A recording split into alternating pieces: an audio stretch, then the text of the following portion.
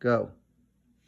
How would you feel if you worked for a company that employs nearly 460,000 individuals and generates roughly $670 million annually and paid employees like yourself a whopping $0? This corrupt organization you would be working for is none other than the National Collegiate Athletic Association, better known as the NCAA. College athletics brings millions of dollars of revenue to the schools, and the student athletes see none of it. Because of this, the issue on whether college athletes should be paid has been a debate for many years in colleges around the nation. I firmly believe that the NCAA is committing a massive injustice to all the student athletes in the system. In this speech, I will detail the problem behind the NCAA not paying their student athletes, the possible solution to fix this travesty of an issue, and my position on the steps that could ultimately solve this injustice in collegiate sports.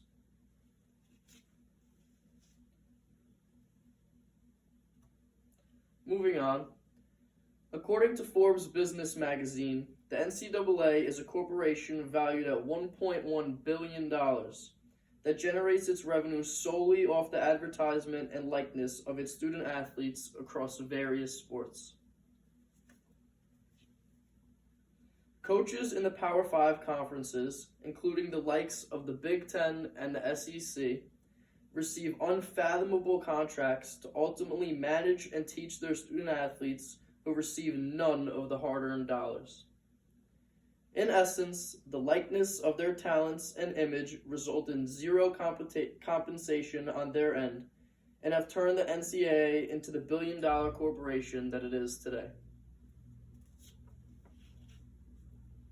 According to a Market Watch article, Clemson head football coach Dabo Swinney recently signed a 10-year, $93 million contract to become the highest-paid coach in the NCAA currently.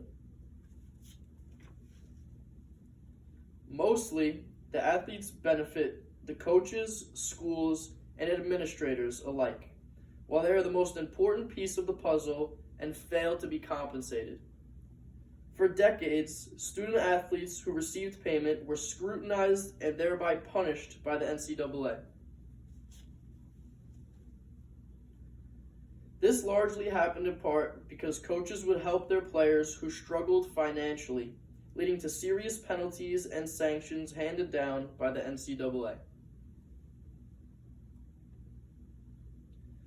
Furthermore, students struggled to balance the weight of the media and expectations from fans and coaches alike, all while having to achieve good grades and pay for an education.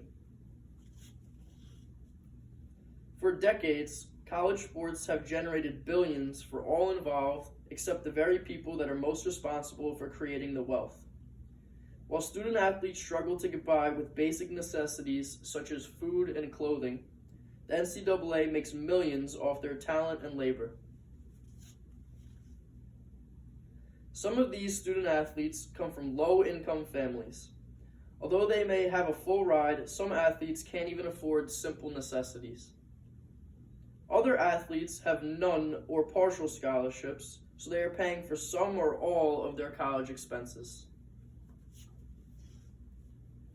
Fewer than 2% of collegiate athletes go professional, magnifying the need for compensation of the student-athlete community. Further strengthening this point, former NFL wide receiver Mike Wallace spoke about his financial struggle in college, stating that he was unaware of where his next meal would come from day to day. Next, the solution to this issue is simply to pay college athletes and allow them to benefit from their name and likeness. To do so, a new policy would need to be created, accepted, and enacted by the NCAA prior to any compensation occurring. Recently, the California governor signed a bill that would allow student athletes to benefit from their talent and image. The NCAA has yet to rule on the bill, but if approved, it could end a century of injustice.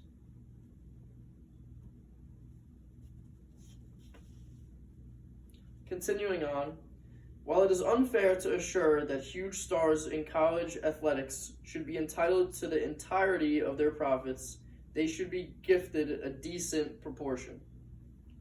My proposal, in essence, would offer base salaries to each player on the teams proportionate to school size and to sport profitability. Following this, an adequate proportion, say 10%, of their name and likeness would be awarded. In doing this, amateur collegiate athletes will be given a reasonable amount for their image and talents, while also maintaining great profitability for the NCAA.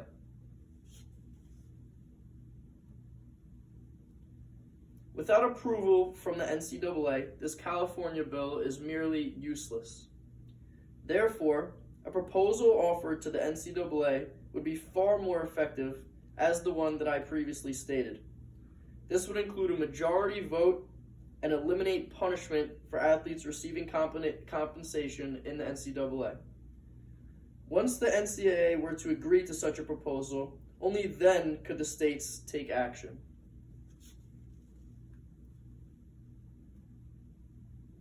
Furthermore, I firmly believe college athletes should be compensated because they generate hard-earned money that they are rightly entitled to.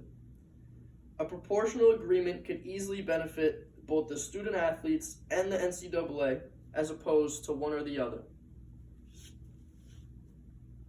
Essentially, I believe this to be true because as opposed to the corporation being selfish and keeping the profit for themselves, they can easily look out for the best interests of both themselves and their employees simultaneously. By doing so, this will institute fairness and justice to the NCAA corporation, and struggling student athletes will no longer worry about making ends meet while their employers live comfortably. Lastly, if this proposed solution were to be adopted, student athletes across the nation will finally reap the benefits of the company they dedicated so much time and effort to for decades. Another benefit of this solution is the athletes begin to be compensated while taking a minute amount from the NCAA profits. This creates a win-win situation. The proposition will skyrocket popularity of the NCAA as new advertisements and endorsements will become available to their athletes. If this solution is not adopted, however, there will be constant and major pushback by the athletes of the industry. Ultimately, this could have drastic effects, such as student athletes possibly deciding to forego college for a year and enter directly to the professional leagues. This would effectively decrease the popularity of the NCAA tenfold.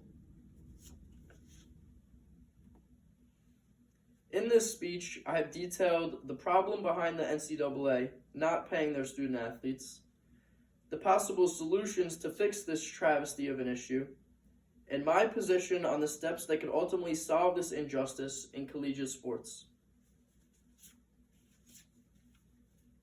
Again, college athletics generate millions of dollars of revenue for their schools, and the athletes see none of it.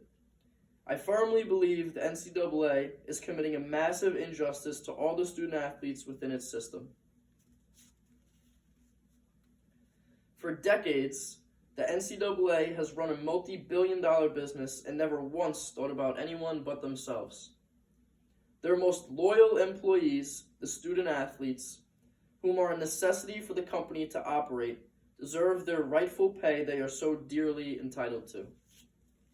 Thank you.